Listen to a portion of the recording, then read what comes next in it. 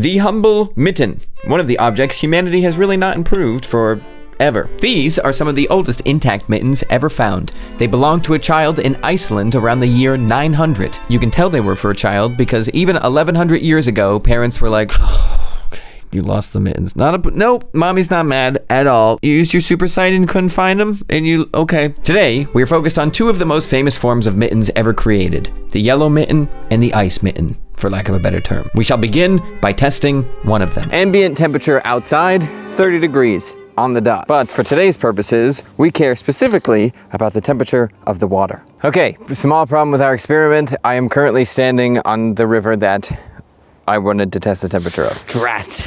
Ugh. Okay, we'll find other water. I think I saw a little puddle somewhere else. Stupid moron Michael didn't think the river. It's just simple math. If a temperature thought you had such a good idea before you check the temperature in the morning before you go outside. Ambient temperature outside, 30 degrees. Temperature of the water.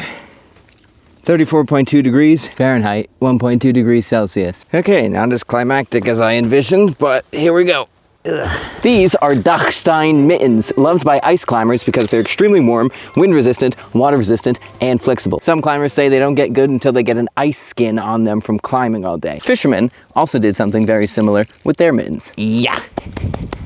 New England fishermen's wives would knit their husbands a pair of mittens that were about 30% too big for their hands. Then every single day, that fisherman, on his way steaming out, would get his mittens soaking wet in warm water and stomp on them on the deck until they shrunk down to the correct size. I'm trying to do that with these right now.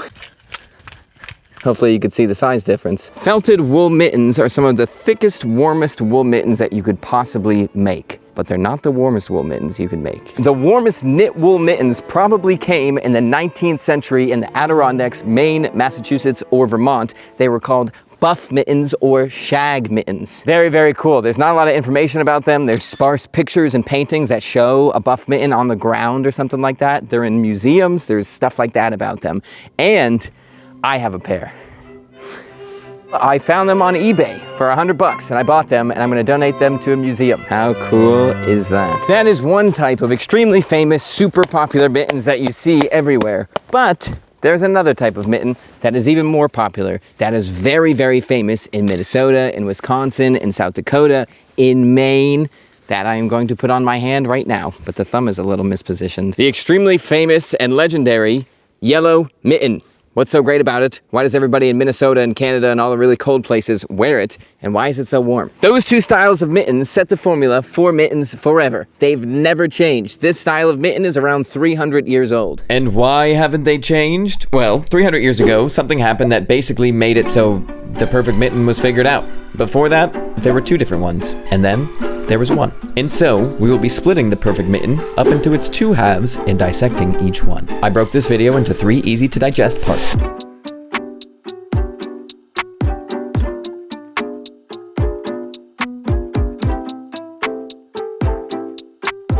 Who put the yellow in these yellow mittens? I'm wearing 2 different mittens for a very important reason. This is the gold standard in yellow mitten material. This is the modern version. We use this modern version because it's a lot cheaper and almost as effective, but it's not as good as the original. As you could probably see, the leather between the two looks very different. Indigenous people in northern areas wrote the rule book on leather mittens. We have the Inuit, the Yupik, the Sami, Alaska Native, Cree. Goodness, there's quite a lot of tribes that really contributed to the world of mittens. They wrote the rule book on what makes a good mitten because they did not change quality for big machines or anything like that, so their stuff was insane. If we start with the Inuit people, they are masters at making a double-layered mitten called the poilu. That's a very important mitten with seal skin on the outside, caribou hide on the inside with the fur still on, facing your hand. The Inuit people, because of where they lived and the materials they had around them, had to process leather in a very, very specific and intensive way. They were scraping fat and blubber and everything off from seals. They had to actually chew the leather to make it soft enough to work with. Obviously, that got superseded by machines that now use metal teeth to mimic the same thing going on. But the thing to note is that they got their insulation from the actual leather itself. They left the hair on the caribou to keep their hands warm. They didn't put something else in the mittens on those double mittens. Okay, say it with me one more time. Odu. Oi, doi. Nope, that's still not it. Slow motion, Michael. Say it with me. Odu. Okay, good, perfect. What does it do? Well, it's an open source suite for business management across multiple applications. Okay, overachiever Michael, you go. Well, with Odoo, you can do quite a lot. You can make and manage a website for your business, track inventory, manage sales, email marketing, timesheets. The world is really your Boom! Okay, concise Michael, sum it up. Okay, it is all of your business needs on one platform, but it's broken up into easy to manage apps for each need. Good job, I like that. Anxious Michael, how should we use it? Okay, I wrote down a stupid idea. Odoo's easy to use and very fast website builder could come in handy, especially because the first app you choose from Odoo is free forever for unlimited users. Isn't that great? Just type in what you need, select the modules, and boom. There you go, your website's done, and the domain is free for the first year. I'm sorry I messed up a little earlier in that sentence. Nope, that was actually a perfectly valid idea. Passive-aggressive Michael, bring us home. Geez, you're just so successful, Michael, we could do anything. Let's say the YouTube clothing brand thing you're doing, the Iron Snail, is doing really well. Maybe you need an inventory management software to keep track of your big, heavy, animal-themed jackets. Perfect, great idea. Thank you very much, Odoo, for sponsoring this video. More information is in the link down below. Now, if we go south from that and we focus on the Anishinaabe people, which, by the way, if I say something wrong or something like that, I've researched and practiced pronunciation as hard as I possibly could. Not perfect, sorry if there's a mistake. The Anishinaabe people and tribes around the Great Lakes focused on deerskin, moose, elk, which all of those are premier glove leathers. Like this right here, this is buckskin. The characteristics of buckskin and elk and moose and everything combined with the way it was processed make it extremely soft, very stretchy, silent when you're moving around, so if you're hunting it doesn't creak. Breathable, easy to repair because the leather is so soft it was easy to pierce, and most importantly in the winter, well I guess in general, if it got wet, it didn't stiffen up over time, so it always stayed soft, pliable, and stretchy. It's really great for what you needed. All of these hides that were tanned and processed in the traditional way were legendary because of all of the work it actually took to make them. You had to agitate the leather as it was tanning, then you had to put it over smoke so that way it didn't stiffen up and harden because it broke down all the fibers inside so they didn't glue together. It took a lot of time, and because of the characteristics of buckskin, moose, and elk, it also took an expert to say, okay, this leather is a little stretchier here, this one is soft like this one's a little drier, so I need to process it